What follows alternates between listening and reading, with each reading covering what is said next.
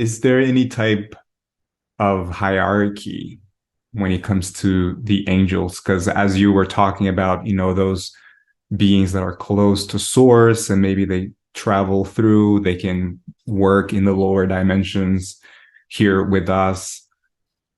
But then I was thinking about, the archangels and the guardian angels. So is there any kind of hierarchy? And if so, could you explain to us in a linear way because that's how we understand? Yes, absolutely. Um, that's another one where I myself have been super curious about that. So I have asked the angels directly about that topic.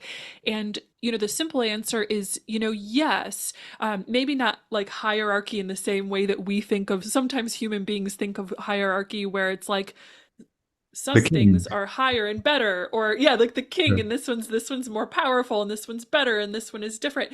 um in truth, they do have there's a variety of different purposes that different angels will fulfill. So like I was starting to describe, there's some that seem like they stay anchored really, really close to pure source, and they are basically like waves of high consciousness that are realizing reality, that are understanding and witnessing reality at these really different levels of being. So the first one is this exalting, blissful, excited, just like this outpouring of ecstasy.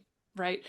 So that's like this really, really, we could say like a high, really high hierarchy because it's so close to that, like just that pure source. It's realizing source in this way that's just like, this is a miracle. This is sacred, sacred, sacred, miracle, miracle, miracle. That's all their energy even says. It's just exuding that. It's expressing that. And then as you go out, according to the angels, you start to experience that consciousness, those waves of consciousness that emanate from the pure source of love, express itself in these different varieties of ways. So you start to see angels that rest in a state of pure peace, for example. Like their purpose is to witness consciousness, to be the witnessing space that shows like the pure stillness and peace, that plane of massive, like a void, we could say, but it's just like the stillness, it's pure potential.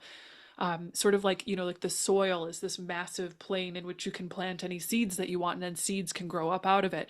The stillness is sort of like this massive plane into which you can plant any possibilities to create conscious forms, like, like thoughts and concepts, or like other types of creations. And they're witnessing that the stillness around it. They are the consciousness that inhabits the pure peace of that stillness and witnesses that. And then you kind of go down and you see even further angelic beings that basically are like the conscious witnessing forces that see consciousness and reality source energy now starting to express itself out into all these different dimensions. So you have the pure source dimension, and it starts to express itself, maybe just to bring it down to our level, into more of a physical way. There are angels that watch over and that witness the very universe itself, like really, really big expressions of reality, like galaxies and star systems and things like that. They're just like this big, big witnessing energy that holds space for that, and that radiate out waves of that love we see that is the source of all, into these things.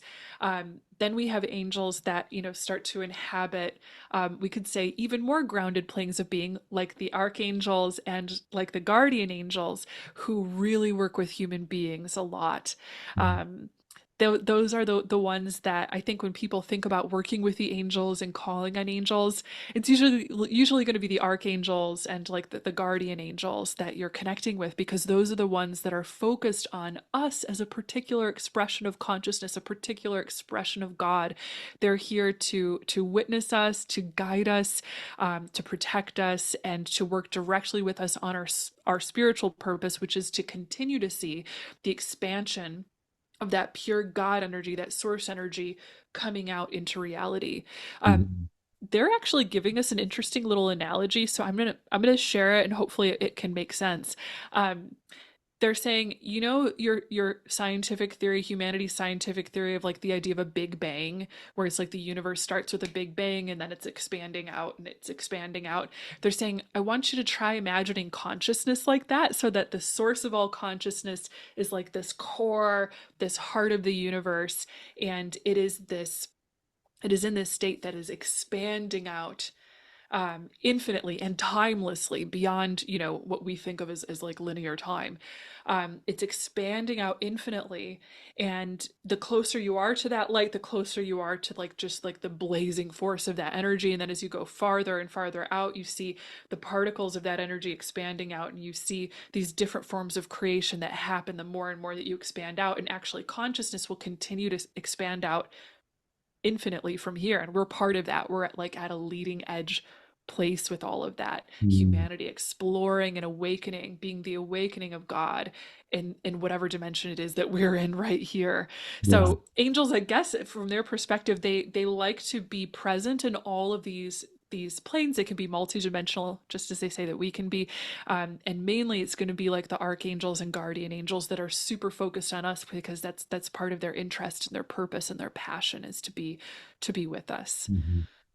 That's a perfect analogy of the Big Bang because it gives that sense that we are connected to the source and it's all connected. Even if for our linear mind, we might think, oh, there's an energy that's even higher than the archangels and even higher, but it's all really connected. So I love that. Yes. Yes, it's connected, and it's not like one is better than another, because it's all about each thing is playing its own role. Just like if you have a tree, if you want to have a whole tree, you have the roots of the tree, you have the trunk of the tree, you have the branches, you have the leaves, you have all these different parts. But no one is better than the other, because they're all part of the whole thing and they're all playing a role. Mhm. Yeah, and speaking of playing a role, I'm curious about how did we get to this idea or the concept. I don't know if that's the right word, but we have this again for our linear mind. We have this idea, that one angels will help you with protection, another angel will help you with, I don't know, your heartbreak. Sort of like roles for different categories of angels or archangels. Even the guardian angel is like you have one that will protect you through this lifetime. How did we get to categorize, I guess, the energy of Yes. the angels? That is such a great question. So, according to the angels,